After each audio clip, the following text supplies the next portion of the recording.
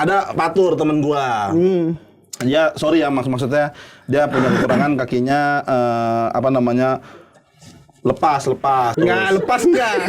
Itu bukan sesuatu yang lepas. Baju bisa dilepas. Putus.